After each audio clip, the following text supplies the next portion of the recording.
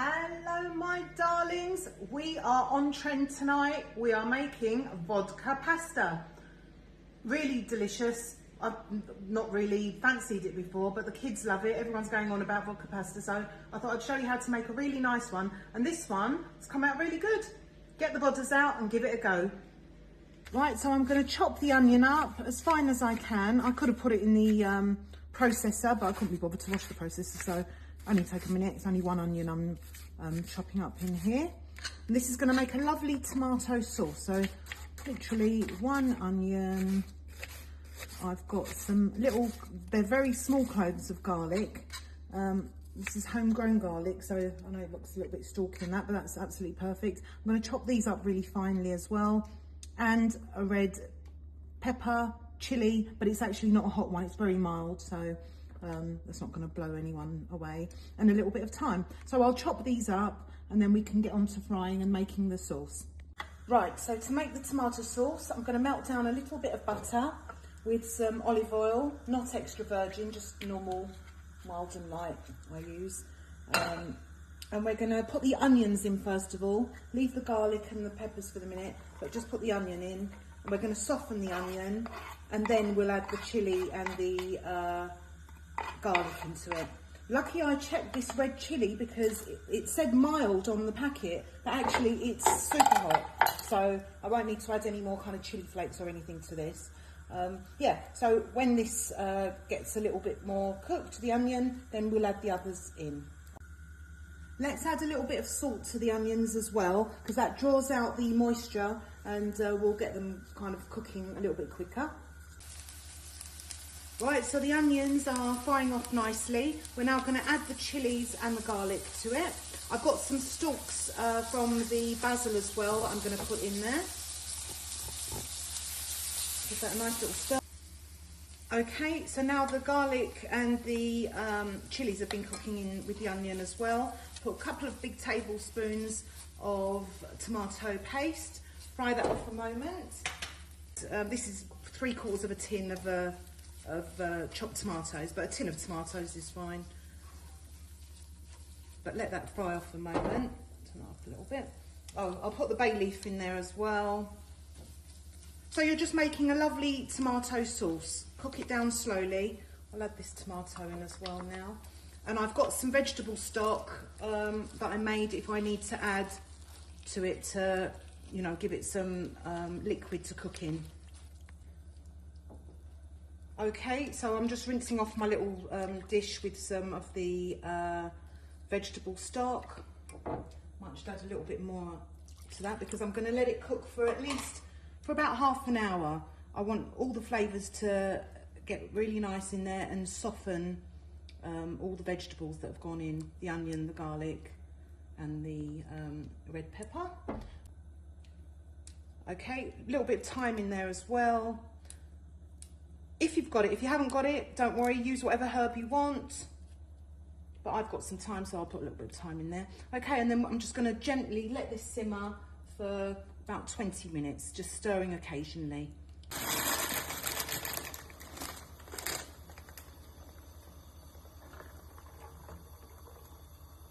Okay, so I've just put the rigatoni in my salty water. We'll let that cook for about 12 minutes. In the meantime, just stirring the tomato sauce. In a few minutes, we're going to add the vodka to it. Let that cook for 2-3 minutes and then put the creme fraiche and we're pretty much done. Right, so we've got our vodka. We're going to put that in now. For each person, each serving, I'm going to put 1 capful, which I think might be quite a bit, but if you cook it out, it is a vodka pasta at the end of the day, so you want it to taste, to cut through. That tomato sauce is fantastic. It's been cooking slowly. I've got to tell you, I ended up blending it because it was a bit chunky and I thought it'd be nicer in a smoother sauce. So I did blend it up, but I thought that takes up too much time to show you, so I didn't bother. But yeah, so we're going to let this cook through and then we're going to add some creme fraiche to it in a couple of minutes. You can smell the vodka. The kids love this though, don't they? Everyone's eating vodka pasta at the moment, so I thought, why not show how we make it? Okay, so we've tasted it and we can't taste enough vodka, so we're adding 2 more. So I thought 1 per person, but actually you need more like 2 per person. 1 more for luck. God, we've put quite a bit in there, but anyway, let's see how it goes. Right, guys, so that's it. The vodka's cooked through nicely in there for about 3 minutes. Now I'm putting some creme fraiche. If you've got double cream, use double cream. I had the creme fraiche, so I'm using that. It gives it a nice little citrusy kick as well, which is nice. But yeah, I'm really impressed with this. Right, I've chopped up a couple of, well not a couple, a little bunch of basil leaves and just let them wilt into it as well for a couple of minutes. I'm going to put some parmesan in there as well. I've got some grated to put on top, but we'll put some in as well. Okay, so we've drained the pasta, just add it to the sauce, which is absolutely beautiful. Look at that, it's so creamy. It's come out lovely. The creme fraiche is the way to go. Depending on how creamy you wanted it, you could even put a bit more double cream in it at this point, but it doesn't really need it.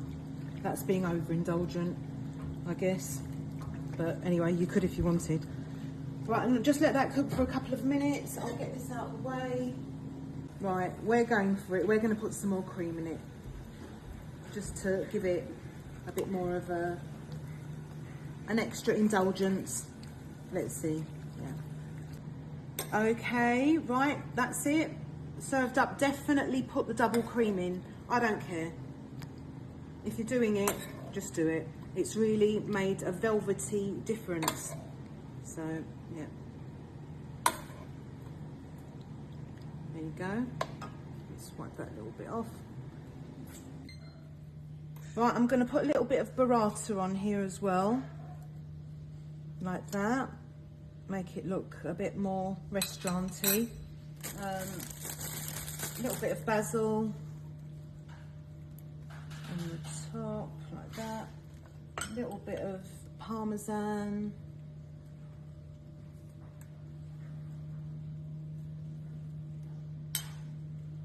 There you go.